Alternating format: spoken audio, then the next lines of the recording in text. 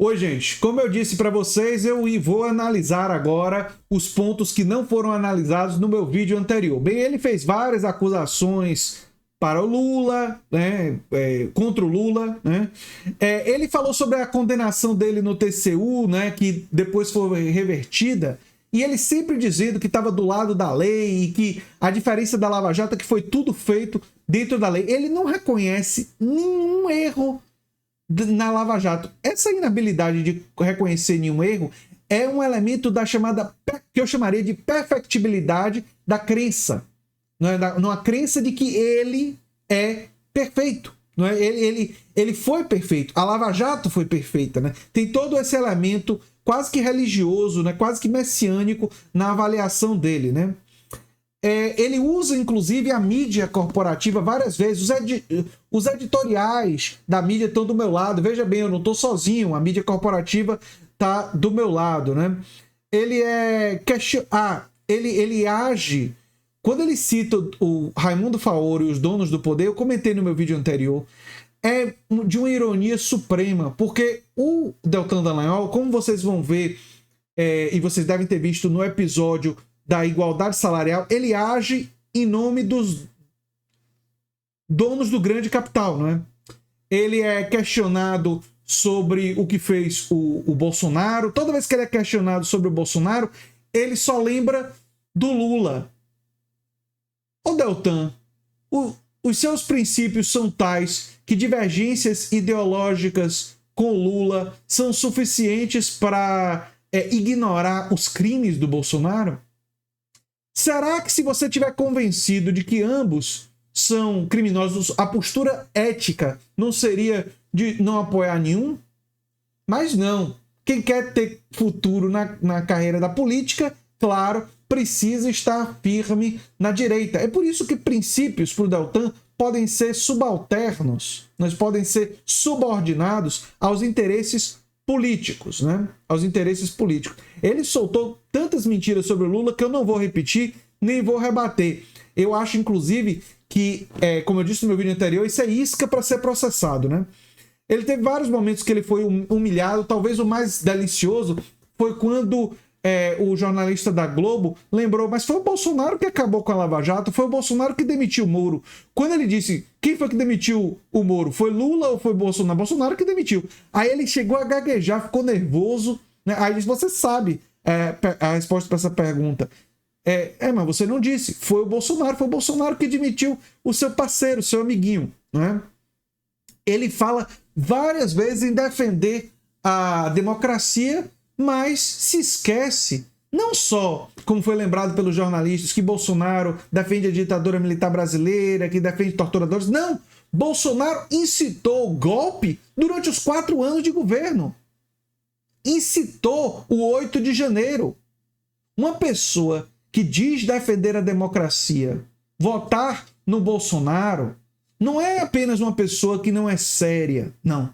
É uma pessoa que não tem nenhum nível de moralidade, ou questão ética, ou noção de contradição.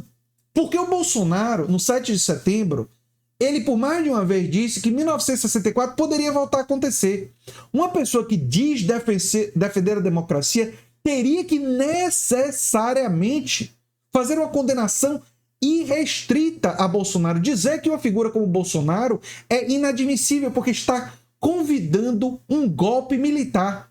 E quem faz isso é um inimigo da República, é um inimigo da democracia. Mas Deltan faz a defesa da democracia apenas quando esse discurso serve aos seus interesses particulares de tentar se livrar de uma acusação.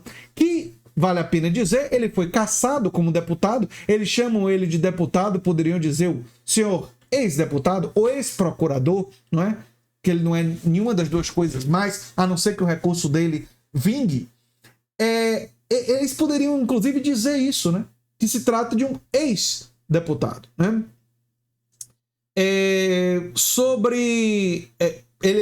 Lembram das mensagens que ele chama Lula de 9 dedos e toda aquela sujeira, e ele chega a ficar nervoso, dá uma risadinha irônica, né? Agora, Um episódio que eu acho que é muito revelador e, de fato, importante para a gente falar é quando ele é questionado sobre o voto dele contra a igualdade salarial para as mulheres. E aí a justificativa dele é profundamente reveladora. E, lamentavelmente, ninguém naquela mesa do Roda Viva estava equipado para... Aí não era uma questão de um advogado. Aí tinha que ser alguém de esquerda, de verdade, de uma esquerda mais ligada a uma análise do capital, a uma análise do capitalismo, porque o que o Deltan fez foi o seguinte, ele disse que ele votou contra o projeto de lei de igualdade salarial porque esse projeto tinha multas muito pesadas para os empresários e poderia resultar em menos contratação de mulheres. Mulheres seriam preteridas, elas não seriam contratadas por causa do medo dessas multas. Olha só o que ele está dizendo ali. Ele está dizendo que empresários iriam incorrer em irregularidades, não é? Iriam demonstrar todo o seu machismo numa distribuição não equitativa do salário, de salários diferentes para trabalhos iguais, ou seja, eles iriam infringir a lei, não é? E que, por medo de infringir a lei, eles não iriam contratar as mulheres. Seria como se a gente fizesse uma analogia e dissesse assim, olha, a gente não deve transformar determinadas coisas em crimes, não é? Porque tem gente que vai cometer o crime. É mais ou menos isso que o Deltan estava falando. E por medo de cometer esse crime, isso vai prevenir dessas pessoas serem contratadas em estado de exploração extrema. A gente deve permitir um estado de exploração extrema. Era isso que o Deltan estava fazendo. Ele estava querendo proteger os interesses de empresários para não sofrerem multas, punições por crimes. Ora, ele estava ali apenas defendendo os interesses do autoempresariado. E não era nem qualquer empresariado. Era o empresariado disposto a não produzir igualdade salarial no ambiente de trabalho. Esse era o empresariado que o Deltan Dallagnol estava defendendo. Porque o empresário que cumpre a lei não teria nada a temer da lei. Não teria nada a temer de multas. Porque não ia ter que pagar multas. E não teria temor de contratar mulheres, porque não estaria infringindo as regras. Enfim, né? Tem um outro episódio assim que me irritou profundamente ele não ser desmascarado, quando ele compara o indulto do Michel Temer, que era um indulto coletivo, o indulto ou a graça do Bolsonaro ao Daniel Silveira, um indulto claramente politicamente motivado, feito a um amigo. Aliás, esse episódio dele misturar essas duas coisas é muito interessante. Sabe por quê? Porque ele citou o Raimundo Faoro. E o Raimundo Faoro é um crítico do patrimonialismo, do uso privado da coisa pública. E o que é o Bolsonaro? Usar do indulto presidencial, um poder do presidente, para perdoar o amigo dele, o aliado político dele, Daniel Silveira, que estava atacando os inimigos do Bolsonaro no Supremo Tribunal Federal.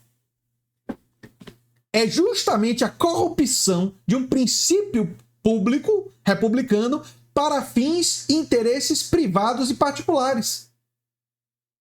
Mas o Deltan não percebe que ele está fazendo isso. Ou se percebe, não liga, porque para ele tudo vale justificar em nome do poder e em nome da defesa dos seus aliados, nesse caso, da defesa do Bolsonaro e do Daniel Silveira, que ele diz que deveria ser cassado pelo Congresso como uma forma de não compactuar com as falas extremas do Daniel Silveira. Mas ao transferir para o Congresso, ele sabe que o Congresso dificilmente caçaria alguém pela fala. Então é uma forma de proteger o Daniel Silveira, né? Porque uma fala contra o Supremo, muitos outros congressistas querem ter essa liberdade, né? Talvez não tão extrema quanto o Daniel Silveira usou, mas ali seria um ambiente mais propício dele ser absolvido, né?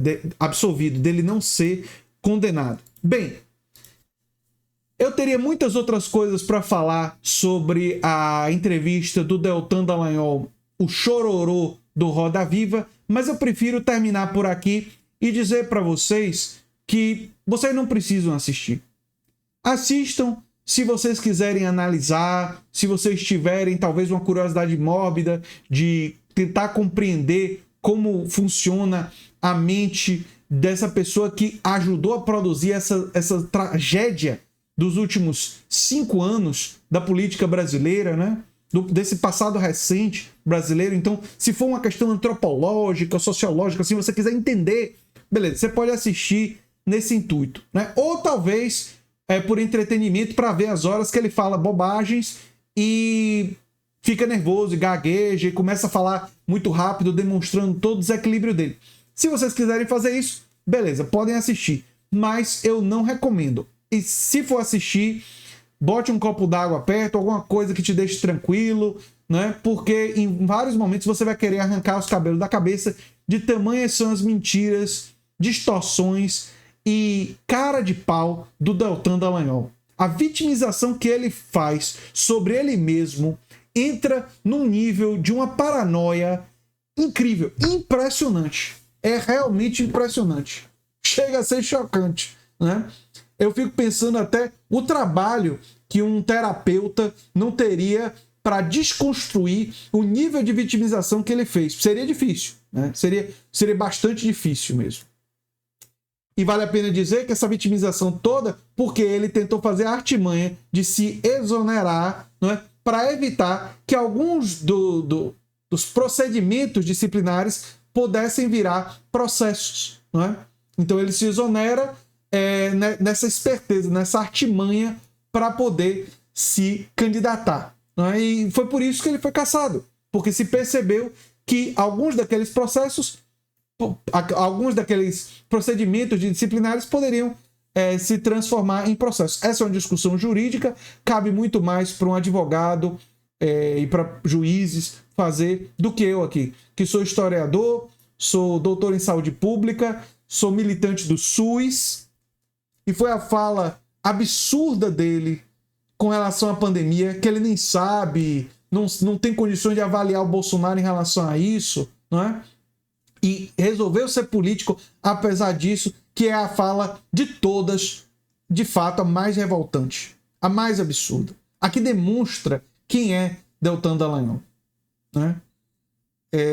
E é claro que ele se esquece de dizer que ele que diz que defende tanto a vida, investimento em saúde e tal, o governo Bolsonaro cortou recursos da saúde, inclusive durante a pandemia. Mas claro, para favorecer os interesses do complexo industrial médico privado e, em alguns casos, como nós vimos, favorecer a indústria farmacêutica e setores da indústria farmacêutica que apoiaram bolsonaristas e que, inclusive, financiavam bolsonaristas, não é? Nós já abordamos isso, inclusive, em outros vídeos. Mas, enfim. Eu sou André Teixeira Jacobino, o canal Nova Máquina do Tempo, e a gente se vê em breve em outro vídeo. Tchau, tchau.